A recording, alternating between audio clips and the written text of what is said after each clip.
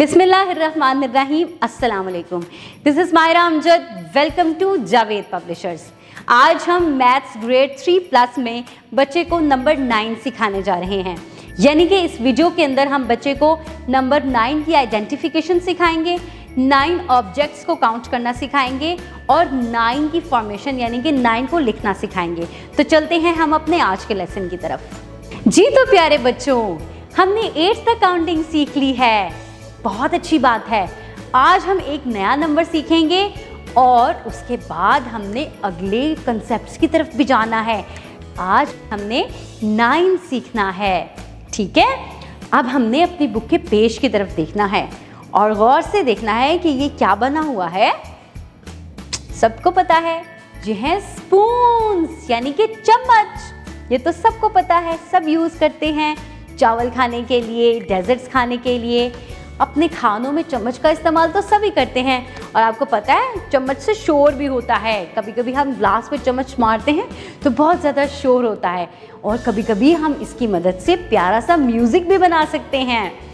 लेकिन हमने यहाँ पे क्या करना है, हमने इनको काउंट करना है। ये कितनी स्पून्स हैं, मेरे साथ मिलके काउंटिंग करोगे? चलो मिलके काउंटिंग करते हैं।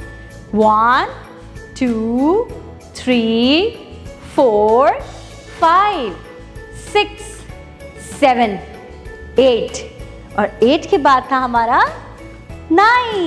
जी बिल्कुल, अच्छी बात है। अब आपको 9 तक काउंटिंग आ गई है और इसके बाद हमने अपने नंबर 10 की तरफ जाना है। जल्दी से आप 9 तक काउंटिंग सीख लें और 9 को लिखना भी सीख लें। चलें जल्दी से हम 9 को लिखना सीखते हैं। पहले प्री राइटिंग प्रैक्टिस कर लेते हैं, उसके बाद हम बुक पे लिख लेंगे। चलें मेरे साथ प्री राइटिंग प्रैक्टिस करें।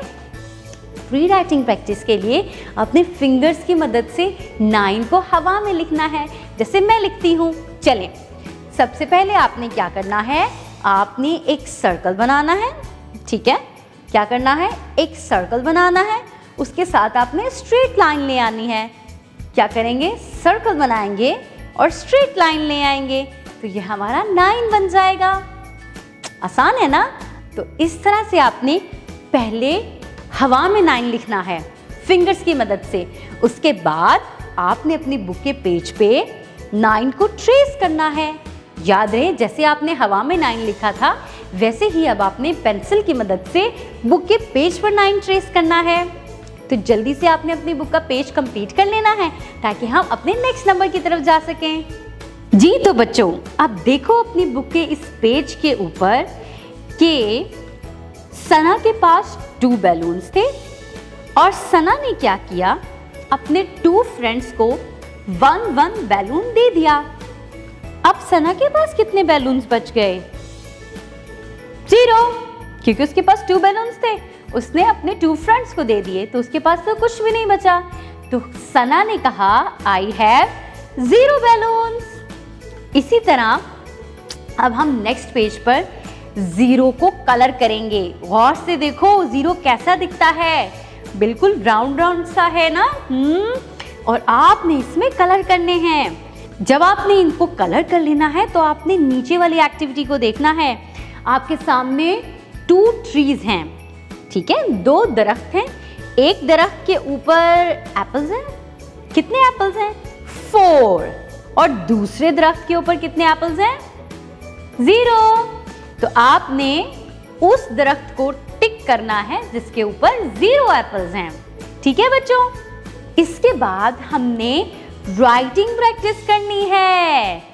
याद है ना, राइटिंग प्रैक्टिस में हम सबसे पहले क्या करते हैं, प्री राइटिंग प्रैक्टिस। तो चलें हवा में 0 लिखते हैं। हवा में 0 लिखने के लिए हमने क्या करना है, अपनी फिंगर्स की मदद से 0 की शेप ड्रॉ करनी है। और 0 की शेप कैसे ड्रॉ करेंगे हम? सिंपल राउंड लगा के, यानी कि सिंपल सर्कल बना देंगे तो 0 बन जाएगा।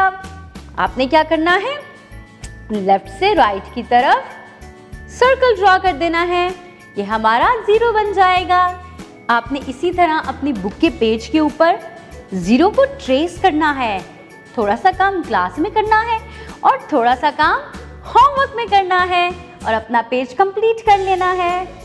जी तो डियर टीचर्स, आपने बच्चों को इसी तरह सबसे पहले ज़ीरो की आइडेंटिफिकेशन सिखानी है, यानी कि ज़ीरो की शेप और ज़ीरो नंबर किस तरह का नज़र आता है वो आपने सिखाना है। बच्चे ज़ीरो के कंसेप्ट से कुछ ज़्यादा ही इंट्रोड्यूस होंगे, क्योंकि घर में भी उनकी कन्वर्सेशन में ज़ीरो ज़ीरो जो है वो यूज़ होता है। तो आपने बच्चों के साथ जो है इन्वॉल्वमेंट करते हुए उनको ज़ीरो का कंसेप्ट देना है।